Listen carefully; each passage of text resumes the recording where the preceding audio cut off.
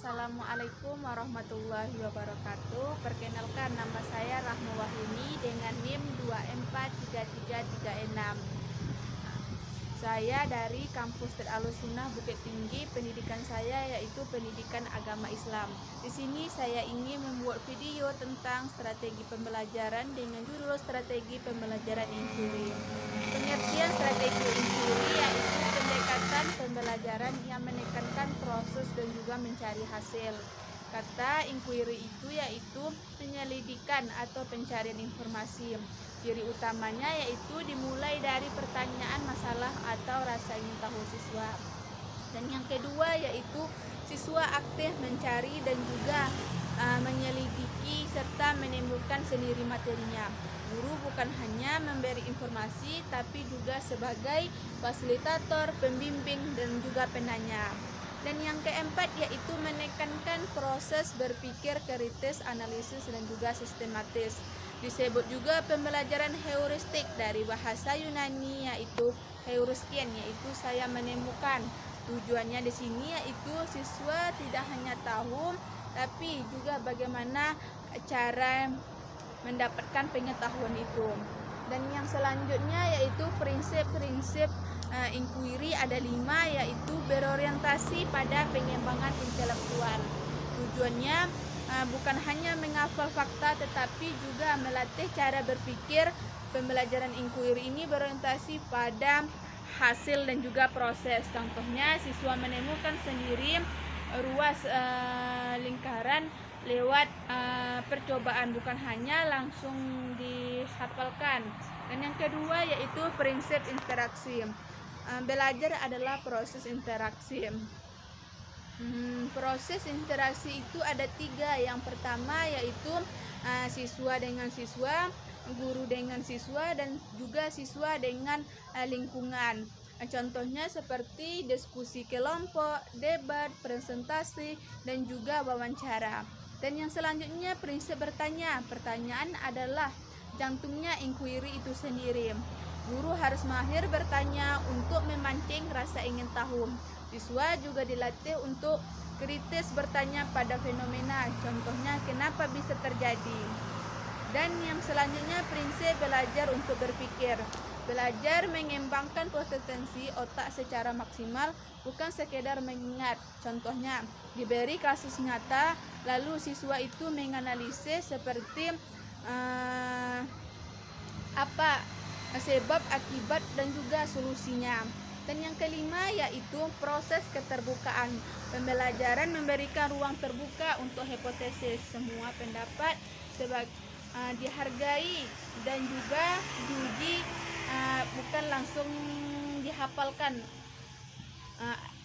Dan yang selanjutnya konsep strategi inquiry. Konsep dasarnya yaitu siswa dapat sebagai pusat. Siswa ditempatkan seperti penelitian kecil, guru bertugas menciptakan masalah, membimbing proses dan juga memastikan perjalanannya sistematis. Kelebihan pengetahuan ditemukan sendiri dan juga lebih bermakna. Tahapan inquiry yang pertama yaitu orientasi. Tujuannya menciptakan iklim belajar yang bermotivasi. Kegiatan guru menjelaskan topik, tujuan dan hasil belajar yang diharapkan. Yang selanjutnya menjelaskan langkah-langkah inquiry dari awal sampai akhir.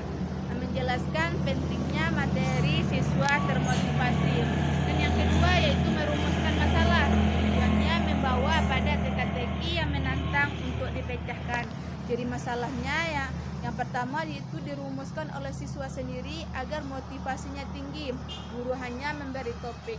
Yang kedua yaitu mengandung jawaban yang pasti, bukan hanya opini.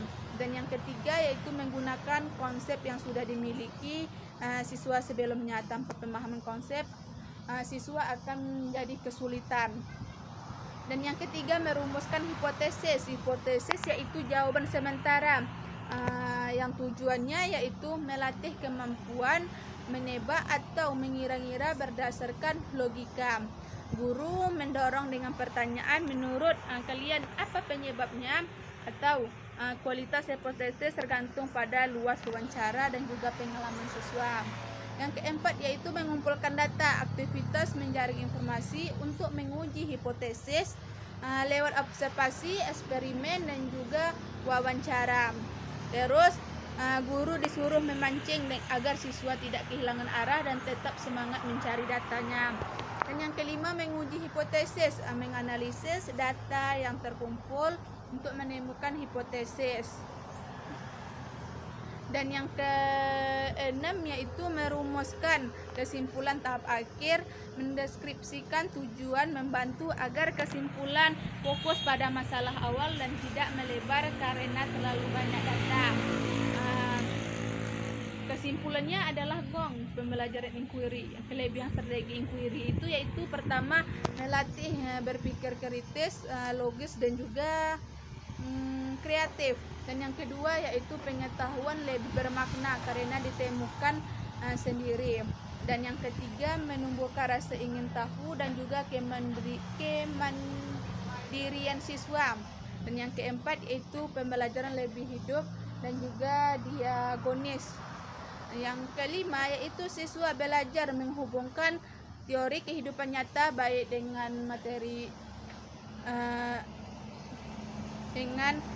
dengan nyata. Baik, sekian materi saya tentang pembelajaran inquiry. Saya sudahi. Assalamualaikum warahmatullahi wabarakatuh. Dadah.